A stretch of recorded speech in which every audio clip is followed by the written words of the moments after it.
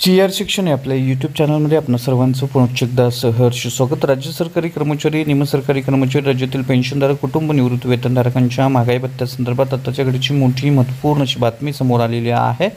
काय आहे ती बातमी आणि राज्यातील कोणत्या विभागातील सरकारी कर्मचारी, निमसरकारी कर्मचारी, पेन्शनधारक, कुटुंब निवृत्ती वेतनधारकांना महागाई भत्ता वाढीचा लाभ मिळणार आहे या संदर्भातील सविस्तर माहिती देणारा हा व्हिडिओ पाहण्यापूर्वी नेहमीप्रमाणे आपण सर्वांना एकच विनंती, व्हिडिओ शेवटपर्यंत पहा आणि आपण जर आमच्या चॅनलवर नवीन असाल तर चॅनलला जरूर सबस्क्राईब करा, समोरील बेल आयकॉनला सुद्धा क्लिक करा, जेणेकरून महत्त्वपूर्ण शासन निर्णय, कर्मचारी पेन्शनधारकांच्या हिताच्या महत्त्वपूर्ण अपडेट्स आपल्याला आपल्या यूट्यूब चॅनलवरती सर्वात अगोदर पाहावयास मिळतील।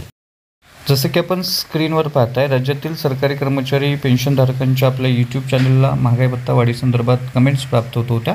महागाई भत्ता वाढीचा निर्णय कधी होणार या संदर्भात त्या कमेंट्स प्राप्त होत होत्या आणि या संदर्भात अतिशय महत्त्वपूर्ण अशी अपडेट समोर आलेली आहे। केंद्र सरकारनं लागू केलेल्या DA वाढीच्या धर्तीवर महाराष्ट्र राज्यातील सरकारी कर्मचारी पेन्शनधारकांना 2% DA वाढ लागू कधी होईल याबाबतची आताची मोठी महत्त्वपूर्ण अपडेट समोर आलेली आहे। राज्य सरकारी कर्मचारी तसेच पेन्शनधारकांच्या महागाई भत्त्यामध्ये केंद्र सरकारच्या धर्तीवर वाढ करण्यास राज्य सरकारकडून शिक्कामोर्तब करण्यात आलेला आहे। यामुळे राज्यातील कर्मचारी पेन्शनधारकांना लवकरच DA वाढीचा लाभ मिळणार आहे। केंद्र सरकारनं केंद्रीय कर्मचाऱ्यांच्या DAमध्ये 2% वाढ दिनांक 1/1/2025 पासून लागू केलेली आहे।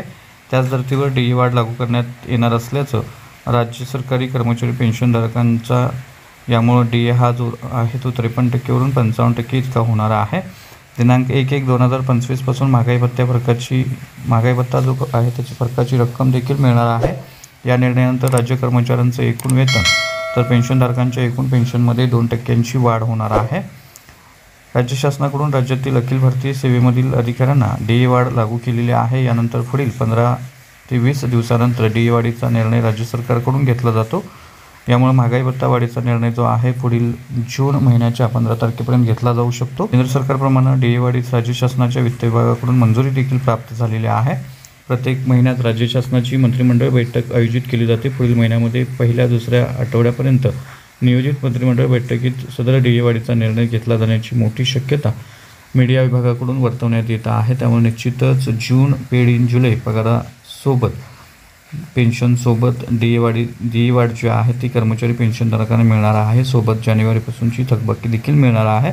त्यामुळे निश्चितच ही अतिशय महत्त्वपूर्ण अशी बातमी होती। रोज अशाच महत्त्वपूर्ण शासन निर्णयासाठी अपडेटसाठी चॅनलला सबस्क्राईब करा, व्हिडिओ आवडल्यास लाईक करा, आपल्या मित्रपरिवारांच्यामध्ये शेअर करा। धन्यवाद।